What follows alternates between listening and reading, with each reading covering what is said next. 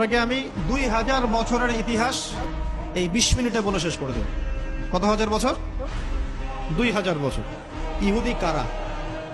ইহুদি আর বনু ইসরাইল কি এক? উত্তর না। ভালো করে কথাগুলো শোনেন, এগুলো বই পড়তে অনেক সময় লাগবে আপনার, এবং ঘাটাঘাটি করতে অনেক সময় লাগবে, খুব অল্প সময় বুঝে নেন। ইহুদি বনু ইসরাইল এক নয়। বনু ইসরাইল কাদেরকে বলা হয়? ইব্রাহিম আলাইহিস সালামের ছেলে, এক ছেলের নাম ইসমাইল, এক ছেলের নাম ইসহাক। ঠিক আছে? ইসমাইল আলাইহিস সালাম থাকেন মক্কায়, সেখানে তাকে কেন্দ্র করে একটা সভ্যতা।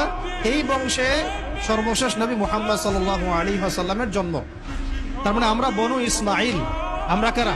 বনু ইসমাইল। আমরা মুহাম্মদ সাল্লাল্লাহু আলাইহি ওয়াসাল্লামের কওম, উম্মাহ।